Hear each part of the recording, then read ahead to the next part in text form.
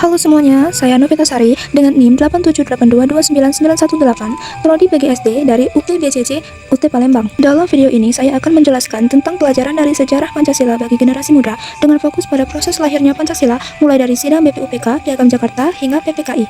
Oke, langsung saja ke pembahasan. Awal pembentukan BPUPK.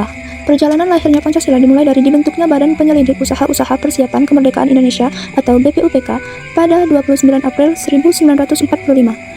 BPUPK beranggotakan 67 orang, terdiri dari tokoh-tokoh bangsa Indonesia dan beberapa perwakilan Jepang. Sidang pertamanya dilaksanakan pada 28 Mei hingga 1 Juni 1945 dengan tujuan membahas dasar negara Indonesia merdeka. Sidang pertama BPUPK, yaitu gagasan awal dasar negara.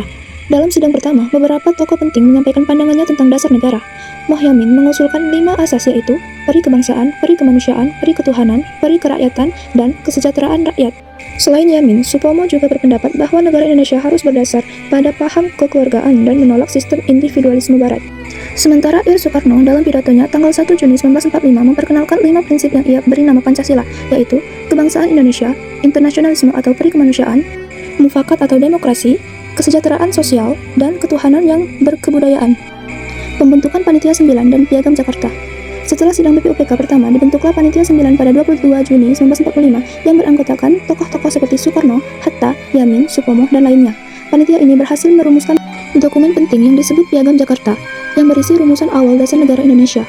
Dalam Piagam Jakarta, rumusan pertama berbunyi ketuhanan dengan kewajiban menjalankan syariat Islam bagi pemeluk-pemeluknya. Namun, untuk menjaga persatuan bangsa, rumusan ini kemudian diubah menjadi ketuhanan yang Maha Esa. Perubahan ini menunjukkan semangat toleransi dan persatuan, nilai penting yang tetap relevan hingga kini.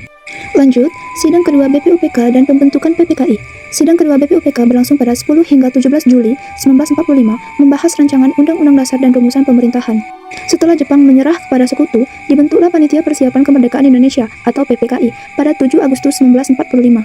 PPKI kemudian melanjutkan hasil kerja BPUPK dan bertugas menyiapkan kemerdekaan Indonesia.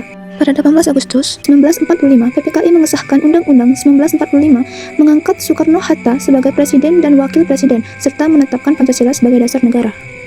Nilai Pancasila yang tercermin. Dari seluruh proses tersebut, terlihat jelas nilai-nilai luhur Pancasila seperti gotong royong dan musyawarah dalam sidang BPUPK, toleransi dan persatuan pada perubahan Piagam Jakarta, kebijaksanaan dan tanggung jawab dalam keputusan PPKI. Refleksi generasi muda. Sebagai generasi muda, kita perlu meneladani semangat para pendiri bangsa yang selalu mengutamakan persatuan dan kepentingan bersama di atas kepentingan pribadi.